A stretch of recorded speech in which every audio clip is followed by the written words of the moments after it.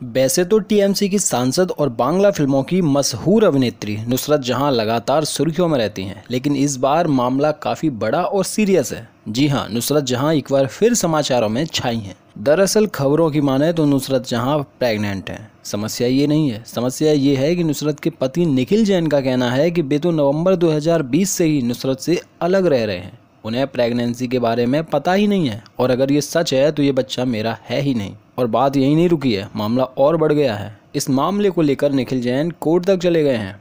मामला पूरा जानेंगे, लेकिन उससे पहले ये जान लीजिए कि आखिर नुसरत जहां है कौन। चलिए वीडियो को आगे बढ़ाते हैं, लेकिन उससे पहले एक छोटा सा काम कर दीजिए। अगर आप चैनल पर नए आए हैं तो चैनल को सब्सक्राइब कर लीजिए और बेल आइकन को प्रेस कर दीजिए। दोस्तों, नुसरत जहां का जन्म 8 जनवरी 1990 को कोलकाता में हुआ था और यहीं पर वे पली बढ़ी। उन्होंने अपनी शिक्षा दीक्षा भी कोलकाता से ही पूरी की है। नुसरत जहां का रुझान शुरू से ही एक्टिंग की तरफ था। इस कड़ी में नुसरत ने 2010 में miss Kolkata fair one beauty contest में हिस्सा लिया और फाइनली उसे जीता भी। इस सफलता के बाद ही नुसरत ने मॉडलिंग शुरू कर दी। नुसरत ने एक्टर जीत के साथ वर्ष 2011 में रिलीज बांग्ला फिल्म शोत्रु से अपने कैरियर की शुरुआत की। उस समय उन्होंने इस फिल्म के ऑडिशन के लिए आए करीब 50 कलाकारों को पीछे छोड़कर सिलेक्शन लिया था। ठीक एक वर्ष बाद नुसरत जहां ने फिल्म खोखा 420 में काम किया और उसी वर्ष वे एक्टर अंकुश हजारा के साथ फिल्म खिलाड़ी में भी नजर आईं। इसके बाद उन्होंने कॉमेडी फिल्म जमाई 420, हर हर ब्योमकेश, पावर आदि में भी काम किया। वर्ष 2019 में नुसरत ने तृणमूल कांग्रेस को ज्वाइन कर लिया और इस तरह उनकी राजनीतिक करियर की शुरुआत हुई। उन्हें प्रचार में उतारा गया, उन्होंने खूब मेहनत की। उन्हें 2019 लोकसभा चुनाव के लिए वेस्ट बंगाल की बसीरहाट लोकसभा क्षेत्र से टीएमसी की टिकट मिल गई।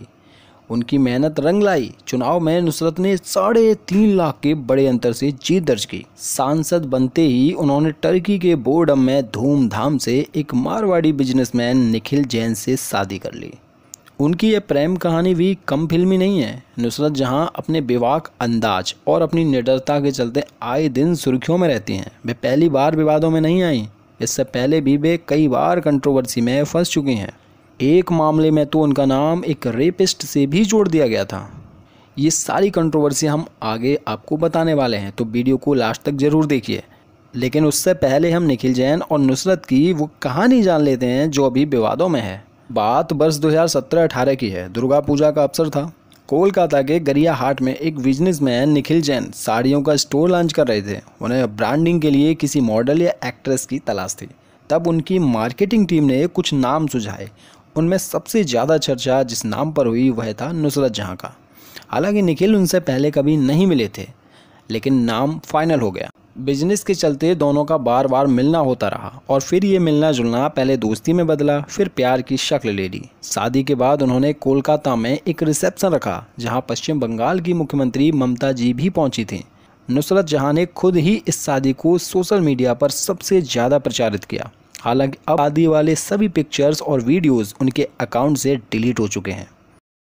उनका कहना है कि उन्होंने तुर्की में जो शादी की थी वो वैलिड ही नहीं थी, क्योंकि भारतीय कानून के अनुसार जब दो अलग अलग धर्मों के लोग आपस में शादी करते हैं तो उसे स्पेशल मैरिज एक्ट के तहत दर्ज किया जाना चाहिए, जबकि उनके मामले में ऐसा हुआ ही नहीं था। फिर जब शादी ही नहीं हुई तो तलाक किस बात का? यह सिर्फ लिव इन रिलेशनशिप का मामला था। भैया, अगर लिव इन रिलेशनशिप का मामला था तो फिर पता नहीं क्यों नुसरत ने संसद में अपना नाम ये बताया था। अस्सलाम वालेकुम, नमस्कार। आमी नुसरत जहां रूही जैन। खैर, ये पहला मामला नहीं है जब एक कंट्रोवर्सी से घिरी हों। कुछ साल पहले एक गैंग रेप के मुख्य आरोपी कादिर खान से भी नुसरत की नज़दीकियों पर बवाल हुआ था। उन्हें गिरफ्तार करने की मांग की गई। हालांकि बाद में इन सब खबरों का उन्होंने खंडन किया था। सांसद चुने जाने के बाद जब वे पहली बार संसद पहुंची तो उन्होंने मॉडर्न ड्रेस पहन रखी थी और कुछ सेल्फीज लेकर उन्होंने सोशल मीडिया पर अपलोड कर दी। जब लोगों ने ये सब देखा तो उन्होंने आड़े हाथों ले लिया। शादी के बाद जब वे पहली बार लोकसभा में पहुंची तो उन्होंने विवाहित हिंदू महिला के सारे श्रृंगार कर रखे थे।